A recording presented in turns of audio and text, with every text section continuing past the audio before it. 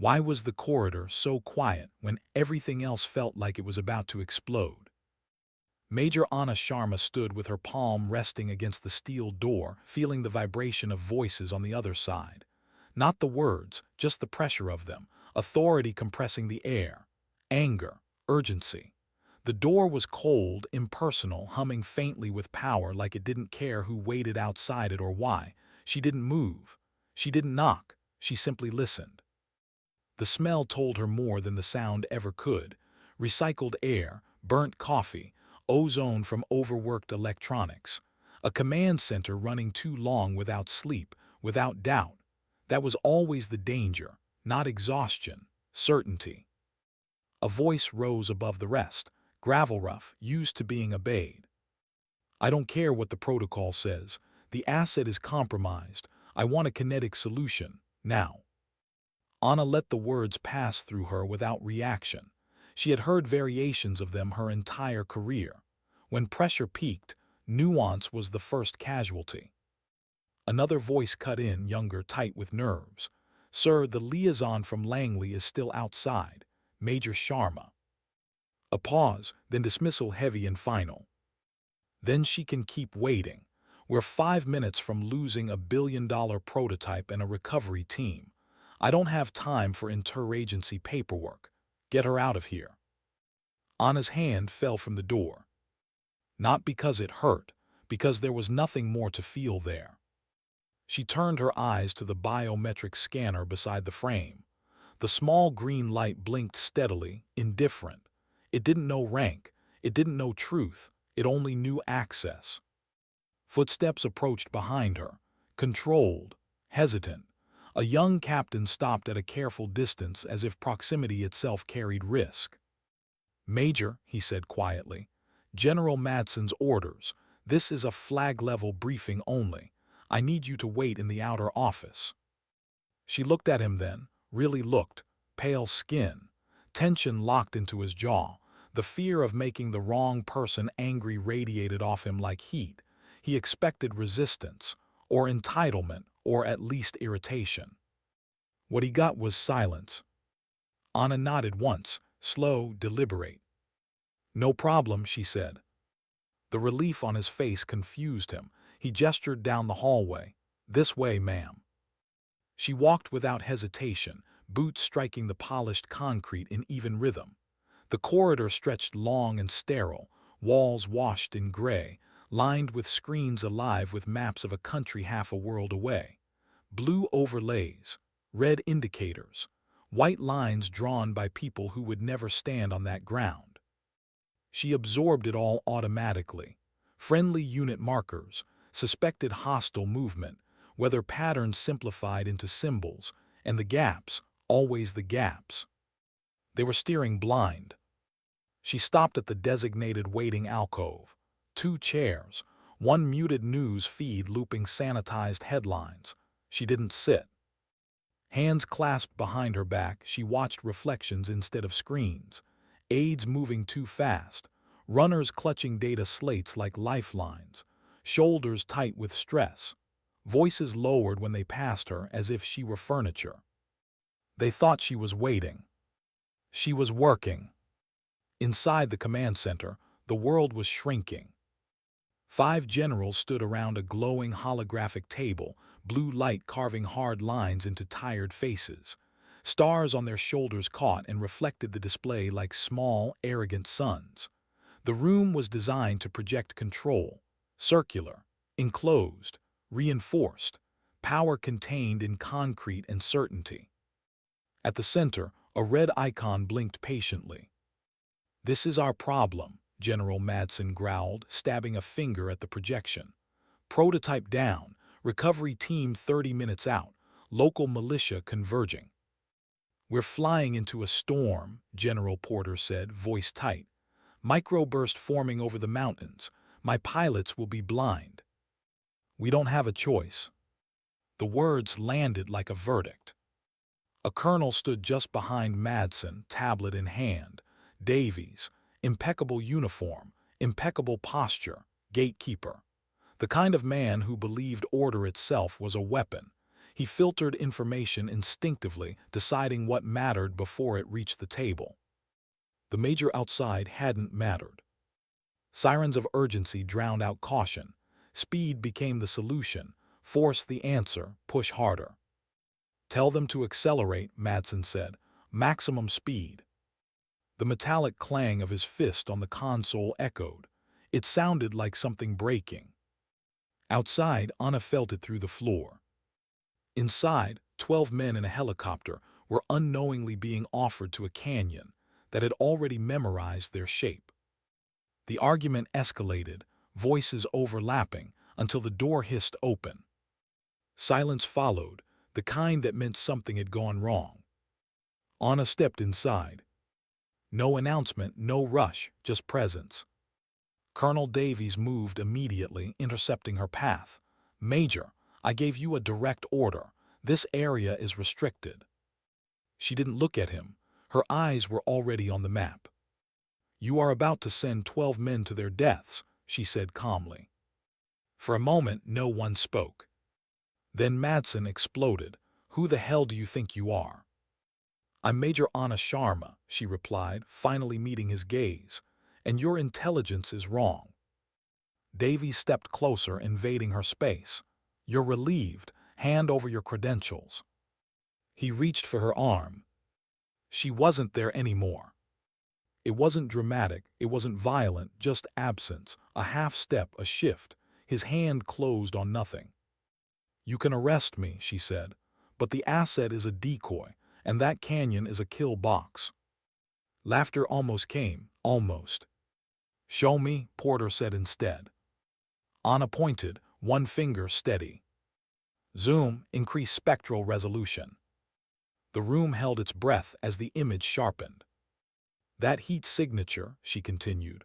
Wrong pattern, wrong frequency. That's phosphorus pentoxide sublimating, a mimic, designed to last just long enough to lure you in. Data populated the screen. A classified file surfaced. Project Chimera. The video played. A helicopter entered a canyon. Missiles bloomed. Fire erased it. When the screen went dark, no one spoke. Respect entered the room quietly, like fear. And outside, time kept moving. The helicopter was still flying. And Anna hadn't told them everything yet. Why did the room feel smaller the moment they realized she was right? The silence after the video ended wasn't relief. It was vertigo. The kind that hits when the ground you trusted vanishes beneath your feet and you realize the fall has already started. The generals stood frozen, eyes fixed on the dead image, each of them replaying a different version of the same thought. We almost killed our own men. Anna felt it too, not satisfaction, not triumph, something colder, familiar, the quiet weight that always came when truth arrived too late to be clean. A young lieutenant at the signal station swallowed hard. Sir, secondary confirmation coming in. The screen shifted again. Fresh data, higher altitude sensors, cleaner filters, the ones Anna had mentally applied minutes ago while standing in the hallway they'd told her to wait in. What emerged was worse than the decoy alone. Not just a trap, a carefully rehearsed execution. Anti-aircraft batteries buried into reverse slopes, mortar pits masked by thermal dampening, infantry concealed in caves that would never show on standard sweeps. The canyon wasn't just prepared, it was hungry. General Madsen's face lost its color. Get them on the radio, he said, urgency cracking through his authority. Now. The comms sergeant's fingers flew. Pathfinder 1, this is command, come in. Static, thick, aggressive, like the air itself was fighting back. Pathfinder 1, abort mission. Abort immediately. Nothing. Red indicators flared across the holographic grid. Electronic warfare. The enemy wasn't waiting anymore. They were closing the door. Anna watched the map. She didn't look at the men. She didn't need to. She could feel their panic rise, sharp and directionless. This was the moment command rooms hated most, when power revealed its dependency. "They're jamming us," the sergeant said. "We're losing the link." The red icon crept closer to the canyon threshold. 30 seconds. General Porter ran a hand through his hair.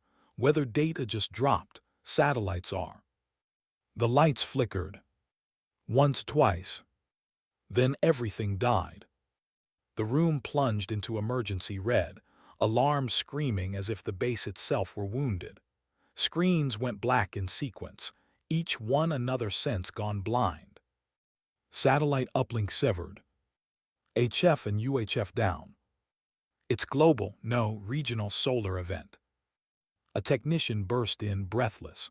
"Sir, massive solar flare, Carrington-level interference, we're dark." Anna closed her eyes for half a second. Not in fear. In confirmation. This was why she'd been sent. The generals stood helpless now, stripped of the invisible threads that made their voices reach across continents. Rank meant nothing without signal. Authority meant nothing without ears to hear it. The room began to unravel. Orders shouted that couldn't be transmitted.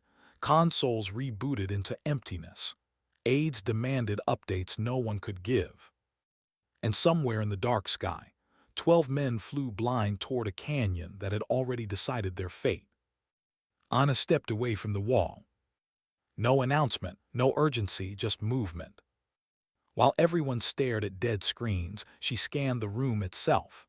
Hardware, power sources, redundancies no one remembered because no one believed they'd ever need them. She crossed into a shadowed alcove, forgotten, dusty, inconvenient. The tropospheric scatter radio waited there like an artifact from another war. Thick dials, analog needles, warm metal, the kind of machine that didn't ask permission from satellites or care about space weather. She flipped the switch. The low hum felt almost intimate. "What are you doing?" the sergeant asked, disbelief cutting through panic.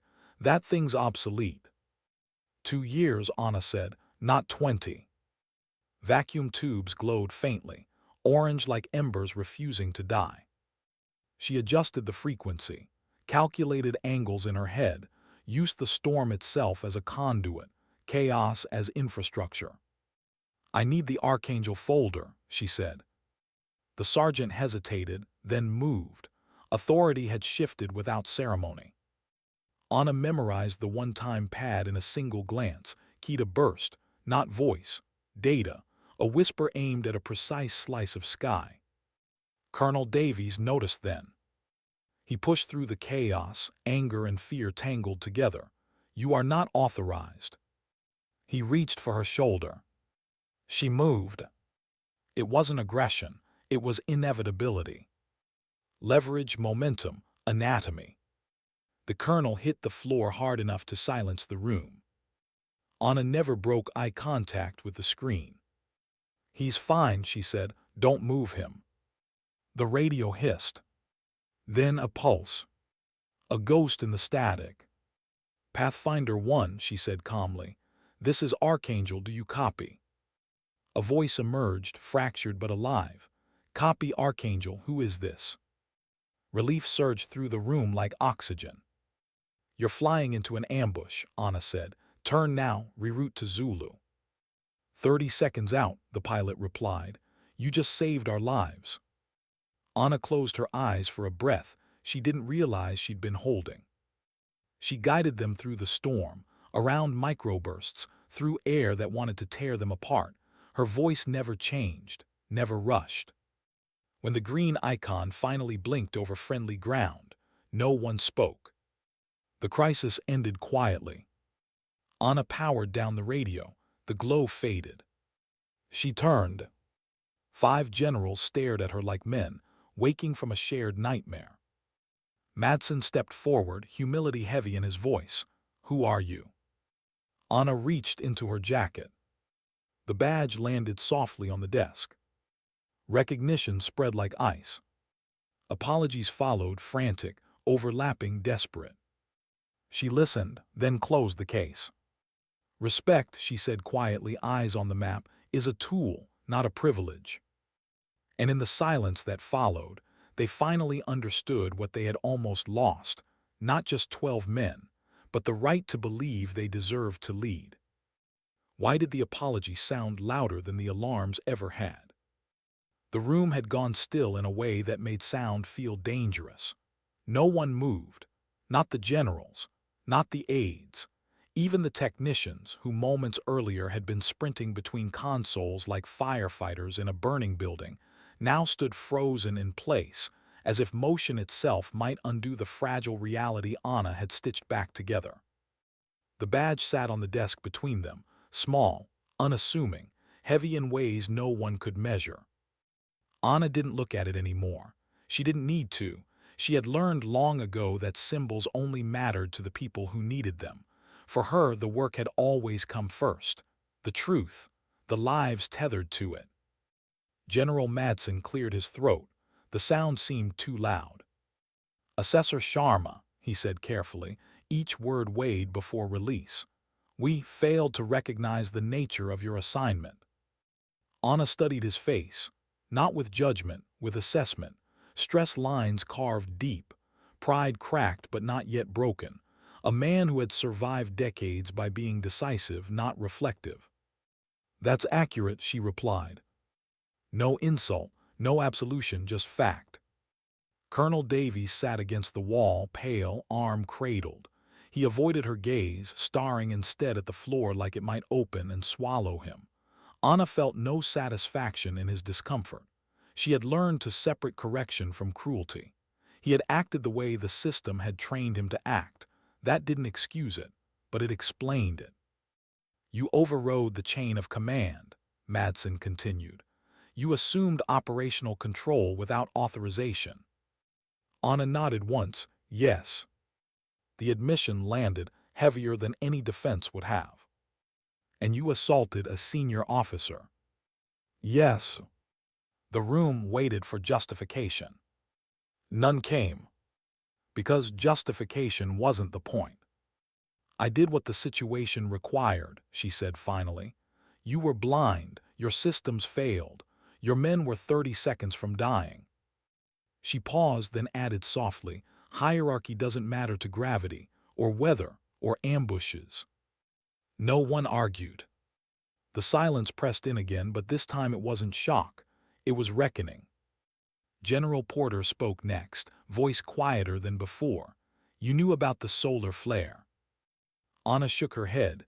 "I knew it was possible, enough to plan for it." That was always her burden, seeing failure paths others refused to imagine, because imagining them felt like disloyalty. Madsen exhaled slowly. "How long have you been watching us?" The question carried fear now, not of her, of themselves. Anna considered, long enough. Not long enough to intervene earlier, she thought. Not long enough to stop the door from closing in the first place. She felt it then, the old familiar ache, the one that came not from being ignored but from knowing exactly how predictable the outcome had been. Ego, speed, noise, always noise. "Why didn't you identify yourself immediately?" Davies asked hoarsely from the wall. "You could have avoided all of this." Anna finally looked at him. "Because that wouldn't have fixed the problem," she said. "It would have just changed who felt comfortable in the room." The words settled uncomfortably. "You didn't need my authority," she continued.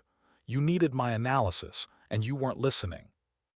A young aide swallowed hard. Someone shifted their weight. No one interrupted. Anna stepped back toward the alcove where the old radio sat dark and cooling. She rested a hand on the metal briefly, a private moment of grounding. "This wasn't about disrespecting me," she said. "It was about trusting a system that rewards certainty over curiosity." Madsen rubbed his temples. "We almost." "Yes," Anna said gently, "you did." The map still glowed behind them. Pathfinder 1 safe, green, alive. The men in that helicopter would never know how close they'd come. They'd laugh it off later, call it bad weather, close call, another day. Anna would remember the static, the pulse in the noise, the moment the signal almost vanished. She always did. Madsen straightened, What happens now? The question carried weight. Careers hung in it, reputations, futures. Anna turned back to the desk and picked up the badge, closing the case with care. Now, she said, I finish my assessment. A ripple of unease passed through the room. I wasn't sent here because you're bad commanders, she continued. You were sent a prototype recovery mission because you're considered among the best. That almost sounded like praise, almost. I was sent, she added, because even the best develop blind spots. Davies winced. Anna met Madsen's eyes. You prioritize speed when pressure mounts. You dismiss dissent that doesn't come wrapped in rank, and you confuse control with clarity. Each sentence landed clean, surgical. And Madsen asked.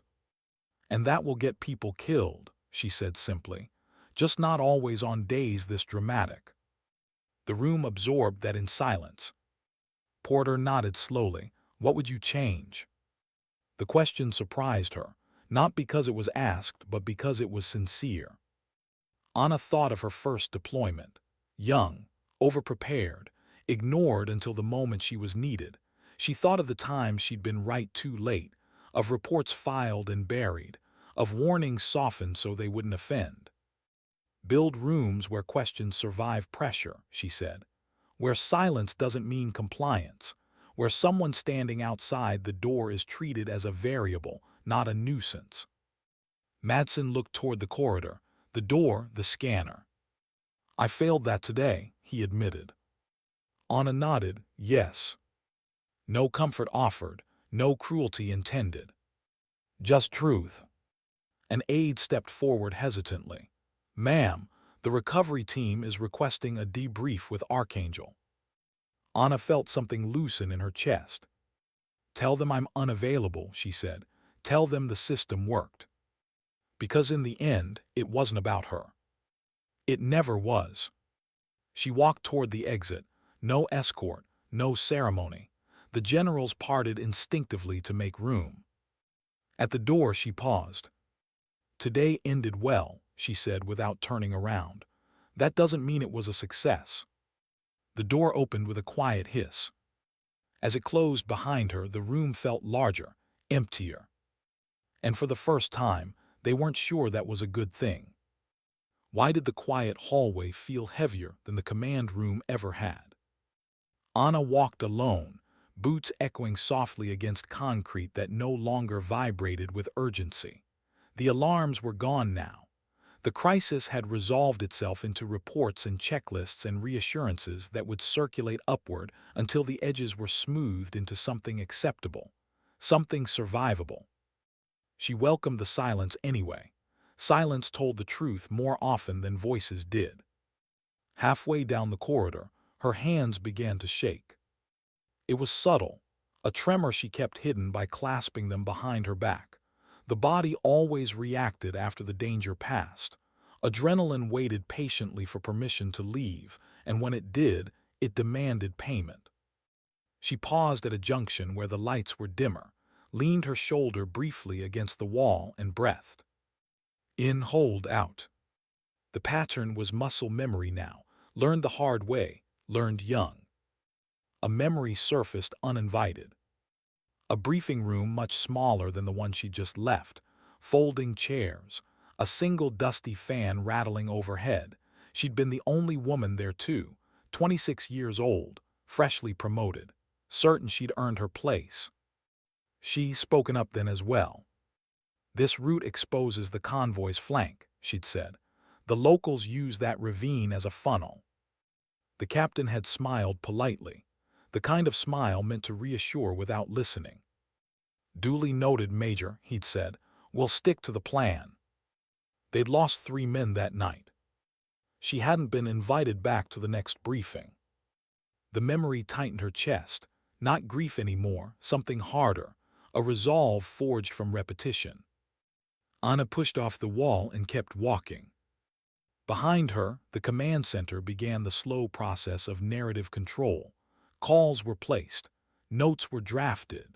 The phrase exceptional intervention floated into early drafts of after-action reports. language that praised outcome without interrogating cause.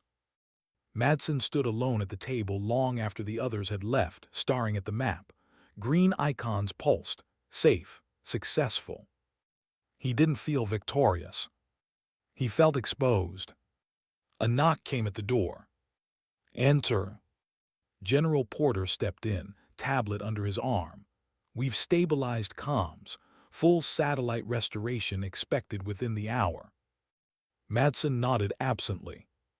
"She was right," Porter said after a moment. Madsen didn't respond. "We could have killed them," Porter continued. "Not because we didn't care, because we didn't listen." Madsen closed his eyes briefly. "I know." Porter hesitated. "What are you going to do about it?" Madsen looked at the empty doorway where Anna had stood.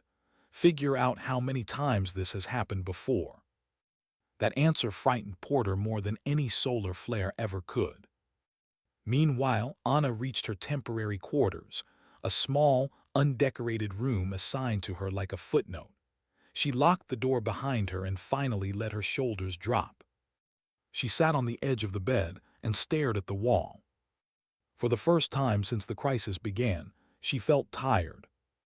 Not physically, something deeper, the exhaustion of being the exception, the one who didn't belong anywhere long enough to be remembered, only summoned when things broke.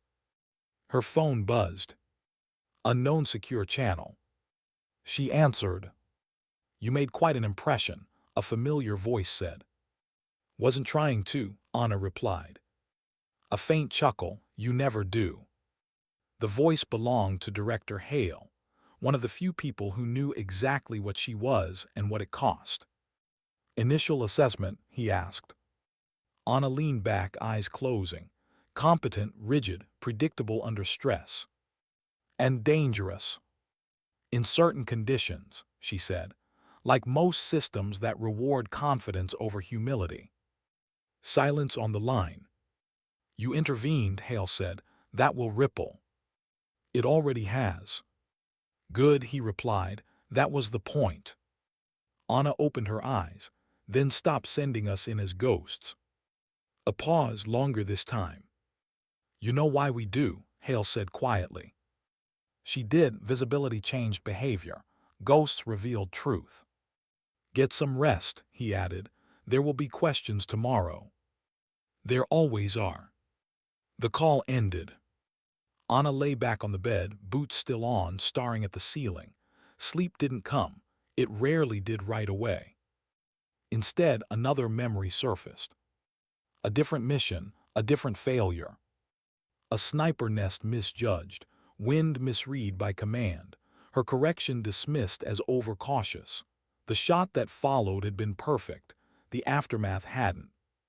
She'd carried that weight longer than any badge. She sat up abruptly and exhaled, forcing the past back into its place. She had learned not to drown in it, only to let it sharpen her. Outside her door, footsteps stopped. A knock. She hesitated, then stood and opened it. General Madsen stood there alone. No entourage, no stars visible, jacket removed. "May I come in?" he asked. Anna considered the question, not the permission, the intent. "Yes," she said. He entered, glancing around the sparse room. "This is modest." "It's temporary," she replied. "So is everything," he said, then shook his head. "I owe you an apology, not the one I gave earlier." She waited. "I dismissed you," he said, "because it was easier than admitting I might be wrong." Anna folded her arms. "That's not unusual." "It should be," he said. The admission cost him. She could see it. "I don't know how many times I've done that," he continued. "Pushed past someone quieter, someone different." Anna met his eyes, "Then start counting." He nodded. "I want you involved in the review." "Observation only," she said. "I don't run your command." "No," he agreed, "but you see it clearly." They stood in silence for a moment. Madsen straightened. "You saved lives today." Anna shook her head. "I prevented a mistake." "That's the same thing," he said. It shouldn't have to be, she replied. He left soon after. Anna closed the door and leaned against it, exhaling slowly. Outside, the base settled into night. Inside, something had shifted. Not enough, but something. And for the first time in a long while, Anna allowed herself to hope cautiously that the system might learn, even if it took being confronted by its own reflection. Why did the victory feel like a warning instead of an ending? Anna sensed it before the summons came, that subtle tightening in the air, the way conversations quieted when she passed, the way doors stayed open just a second longer than necessary, as if people were afraid of what might happen if they closed them again. The system had survived the shock. Now it was reacting. The request arrived before sunrise, not an order, an invitation, the kind that wasn't meant to be refused. Joint review, senior oversight present, limited attendance. Anna dressed without looking at herself in the mirror, uniform pressed, movements precise, ritual as armor. On the walk to the briefing hall, she passed the same corridor where she'd been told to wait. The scanner still glowed green. She didn't slow down. Inside, the room was different, same shape, same table, but the energy had shifted from urgency to performance. People sat straighter, voices were careful, words chosen for how they would sound later when repeated. 3 civilians occupied the far end of the table. No uniforms, no insignia. Power wore softer clothes at this level. General Madsen stood as she entered, Assessor Sharma. She nodded and took the seat offered, not at the center, not at the edge. An intentional compromise. The meeting began with facts, timelines, technical confirmations, charts proving what Anna already knew, the decoy, the jamming, the flare. Then the narrative bent. "We're fortunate," one of the civilians said smoothly, "that redundancy systems existed." Anna felt the shift. Redundancy didn't save them, she said. Preparation did. The civilian smiled politely. Of course, still the takeaway here is resilience. Madsen glanced at her, brief, apologetic. Another official leaned forward. "Major Assessor, your intervention was unorthodox." "Yes," Anna replied. "Effective," he added quickly. "Yes." A pause, then the question underneath the question. "Do you believe," he asked, "that the chain of command failed?" Anna inhaled slowly. "I believe," she said, "that it worked exactly as designed." The room stilled. "It prioritized speed over understanding," she continued, "authority over evidence, comfort over contradiction." "That's a strong accusation," someone said. "It's an accurate description," she replied. Silence followed, not disagreement, calculation. One of the civilians spoke again. "There are concerns about precedent, physical altercations, assumption of control." Anna met his gaze evenly. "If you're asking whether I'd do it again, yes." Madsen stiffened slightly. "If the alternative is letting 12 people die because the room refuses to listen," she added, "then yes." The civilian folded his hands. "That kind of autonomy is dangerous." Anna leaned forward for the first time. "So is obedience without thought." The words landed hard. The meeting adjourned shortly after. No conclusions, no resolutions, just promises of follow-up and careful phrasing. Outside, Madsen caught up with her.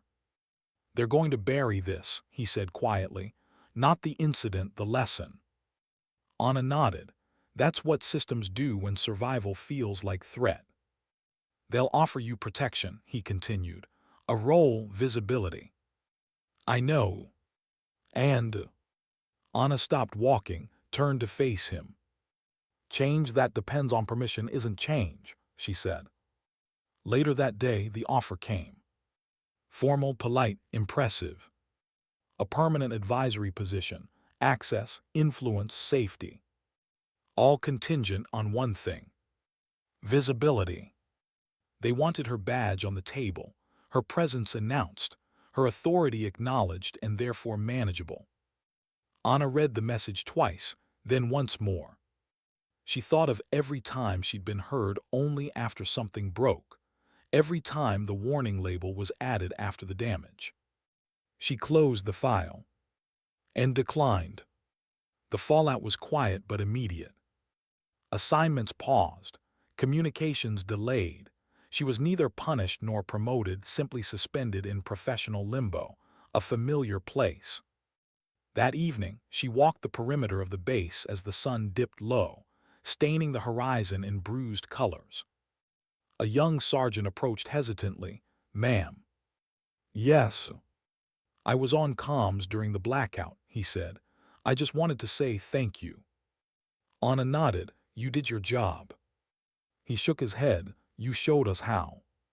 After he left, Anna stood alone, watching the light fade. She didn't know if anything would change. But she knew this. Sometimes the system doesn't need heroes. It needs mirrors. And sometimes, the bravest thing a person can do is refuse to become comfortable inside a broken structure, even when offered a seat at the table. Why did the silence feel earned this time? Anna woke before dawn, the base still wrapped in that fragile hour where night hadn't fully let go and day hadn't yet demanded attention.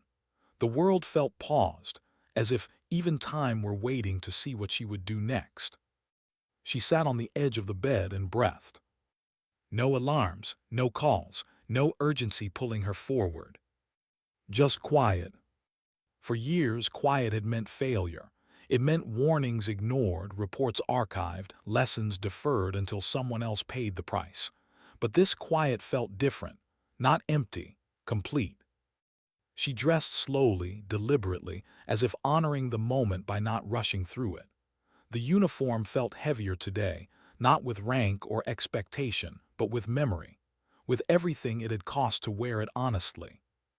Outside, the base was stirring, vehicles idled, guards changed shifts. Life resumed its disciplined rhythm, pretending nothing extraordinary had happened. Anna walked past the command building one last time. The scanner still glowed green.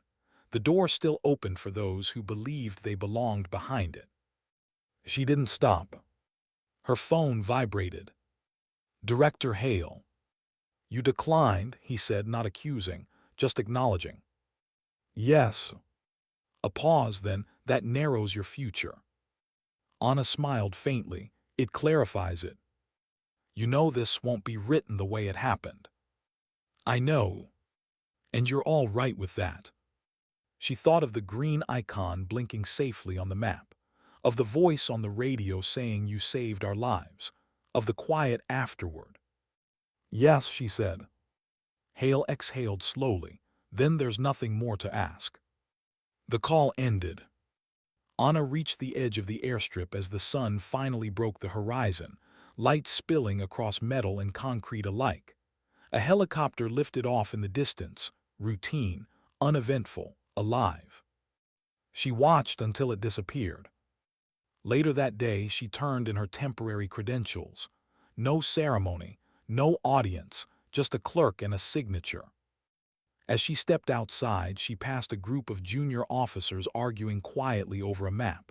One of them pointed, another shook his head, a third listened. Anna didn't intervene. She didn't need to.